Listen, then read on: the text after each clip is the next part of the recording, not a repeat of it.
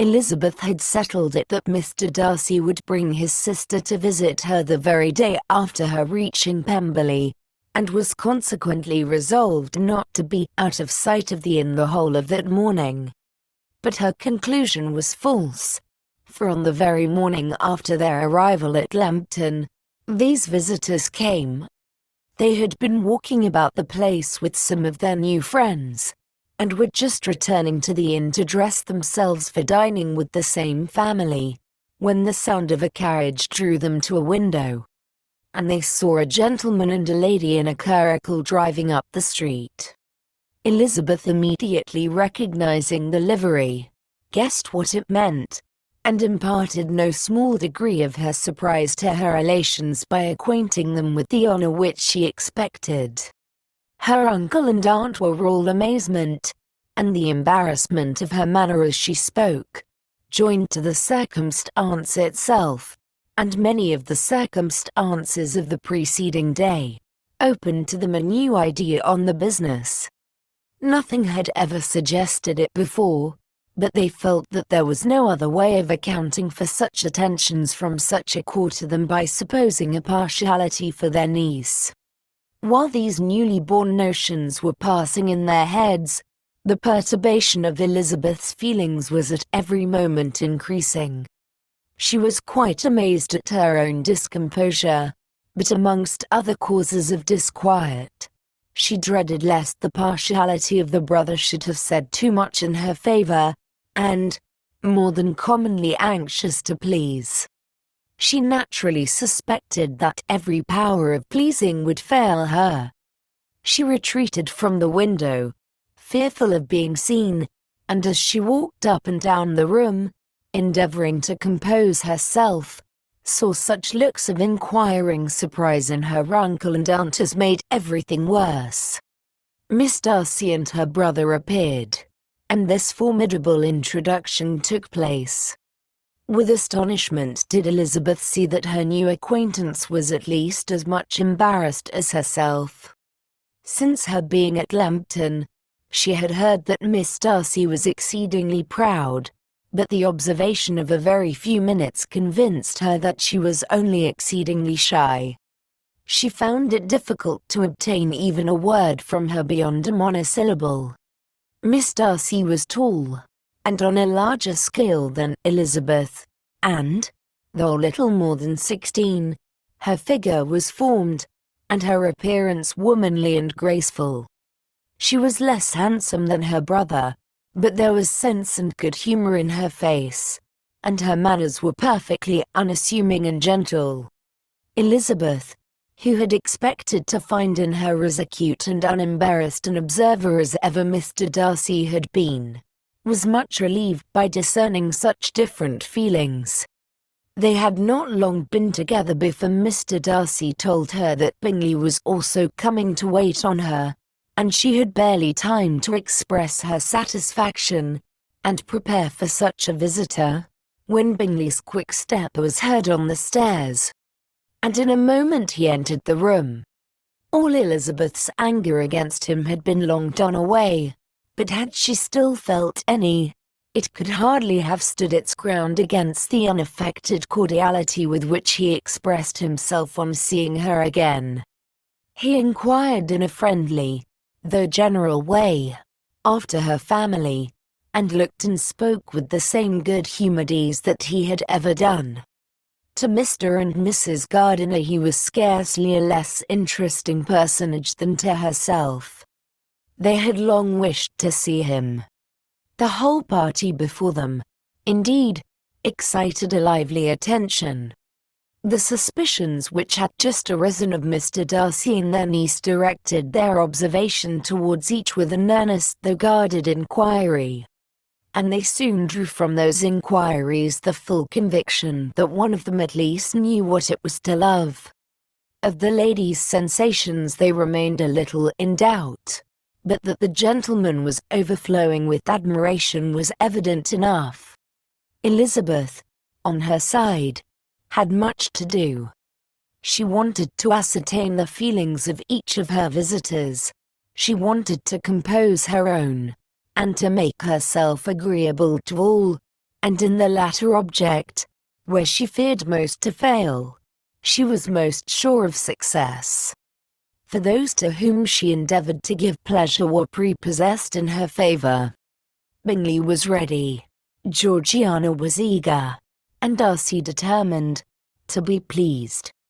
In seeing Bingley, her thoughts naturally flew to her sister, and, oh how ardently did she long to know whether any of his were directed in a like manner.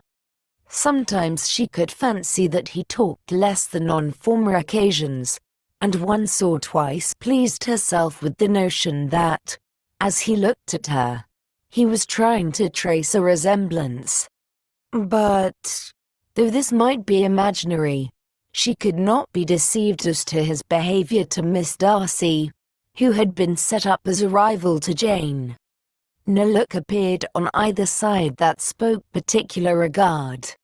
Nothing occurred between them that could justify the hopes of his sister. On this point she was soon satisfied, and 2 or 3 little circumstances occurred ere they parted, which, in her anxious interpretation, denoted a recollection of Jane not untinctured by tenderness, and a wish of saying more that might lead to the mention of her, had he dared.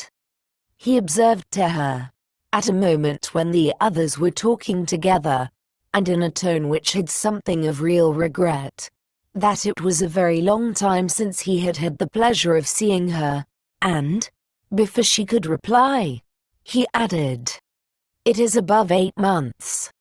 We have not met since the 26th of November, when we were all dancing together at Netherfield."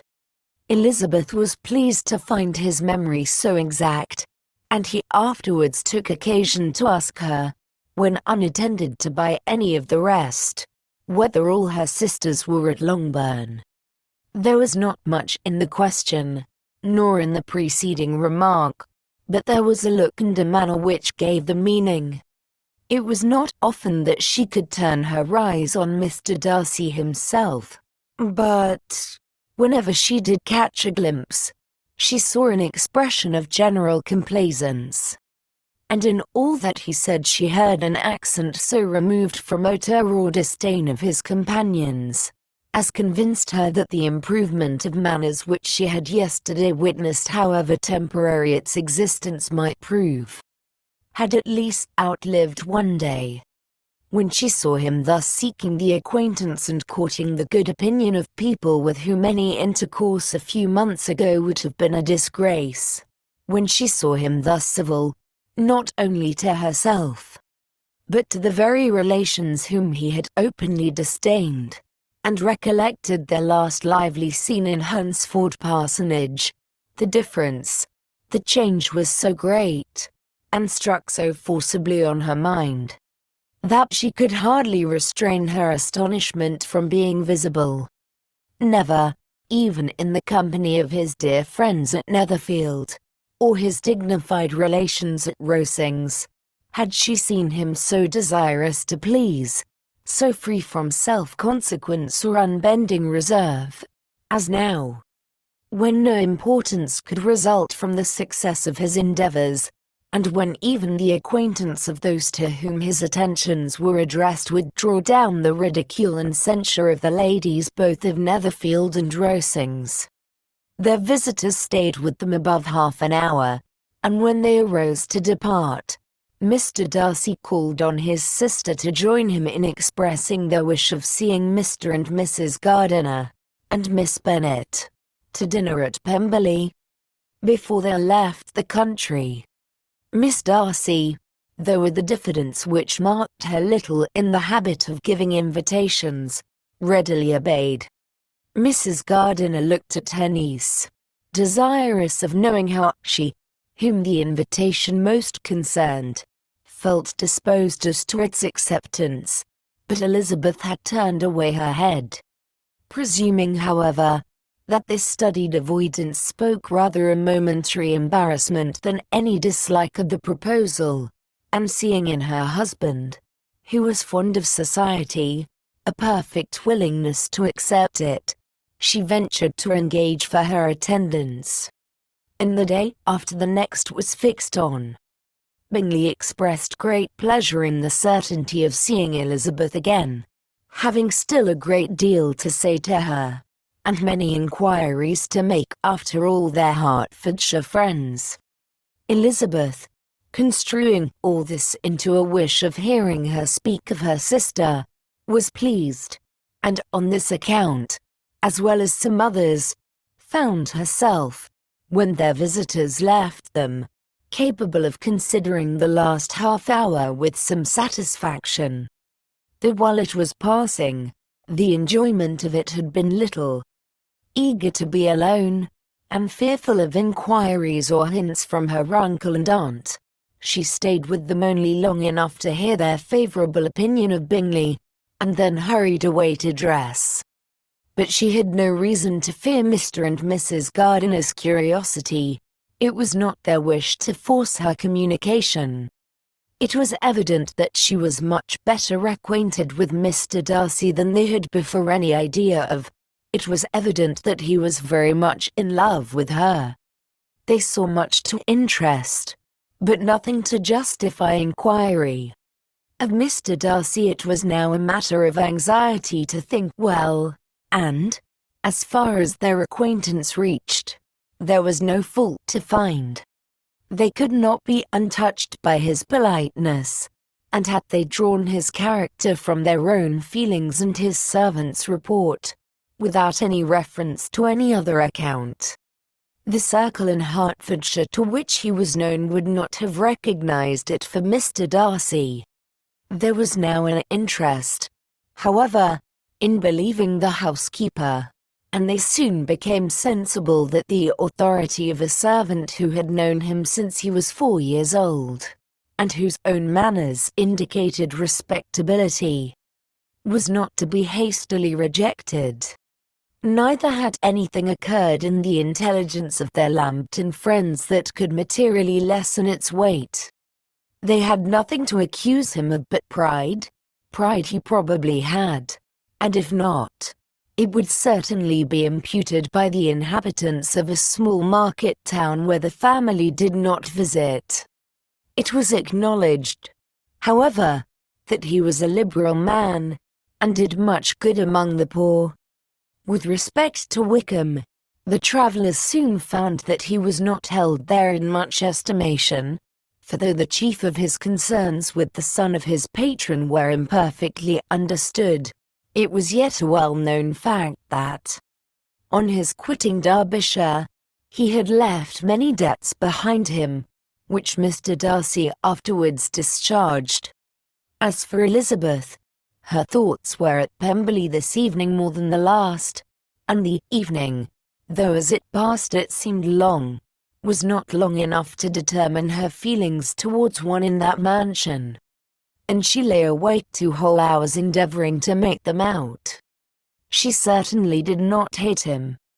No, hatred had vanished long ago, and she had almost as long been ashamed of ever feeling a dislike against him that could be so called. The respect created by the conviction of his valuable qualities, though at first unwillingly admitted, had for some time ceased to be repugnant to her feeling, and it was now heightened into somewhat of a friendlier nature.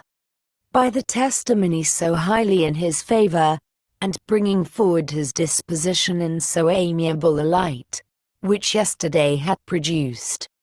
But above all, above respect and esteem, there was a motive within her of goodwill which could not be overlooked.